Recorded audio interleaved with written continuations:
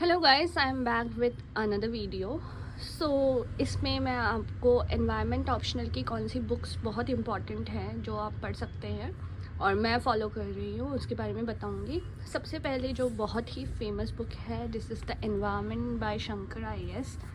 So this book is one of the best books जो मैं पढ़ रही हूँ।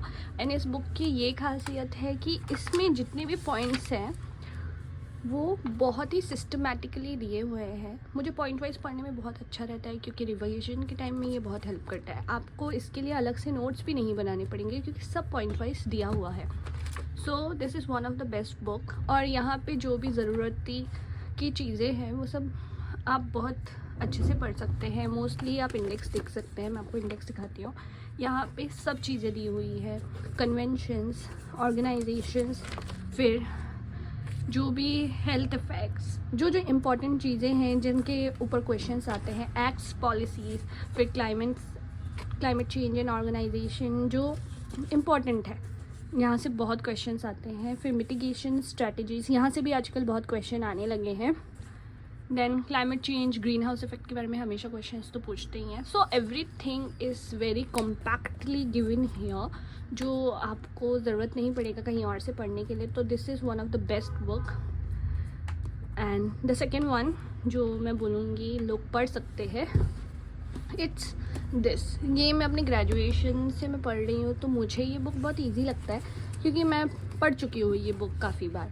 सो मुझे यहाँ पे तकलीफ़ होती नहीं है। लेकिन यहाँ पे बहुत सारी चीज़ें दी हुई हैं जो हमारी ज़रूरत की नहीं है और यहाँ पे पैराग्राफ सिस्टम में दिया है तो हमें काफ़ी चीज़ें ऐसे नोट्स बनानी पड़ती है। ये बुक पढ़ने का मतलब है नोट्स भी आपको बनाना पड़ेगा, जो मतलब मेरे हिसाब से थोड़ा प्रॉब्लमेटिक लगता है आजकल।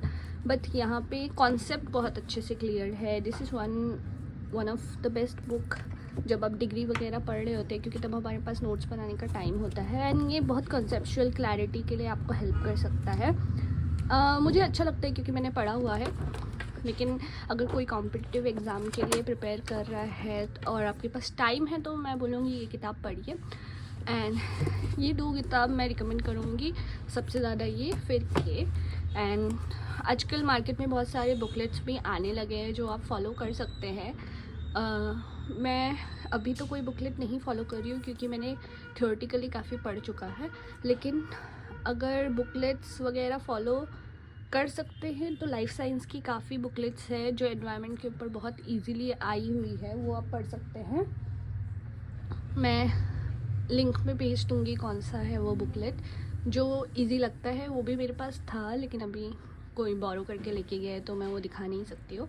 बट ये बुक बहुत अच्छा है, इसमें सब कुछ है। कॉन्सेप्चुअल क्लैरिटी के लिए ये बहुत अच्छा है। एंड मोस्ट इम्पॉर्टेंटली आजकल एनवायरनमेंट के लिए बुक्स तो पढ़ना ही है, साथ में करंट अफेयर्स बहुत ज़्यादा इम्पॉर्टेंट है, बहुत। तो मैं ये सब लोगों को बोलती हूँ कि कोई कोचिंग का अगर आपको मटेरियल मिलता है जिसमें करंट अफेयर्स एनवायरनमेंट से रिलेटेड मिलते हैं तो वो आप फॉलो करिए। एवरीडे न्यूज़पेपर पढ़िए। ये दो चीज़ें बहुत इंपॉर्टेंट हैं एनवायरनमेंट के लिए। एनवायरनमेंट बहुत ही ज़्यादा डायनामिक सब्जेक्ट है तो एवरीडे कुछ ना कुछ न्यू ऐड हो रहा है।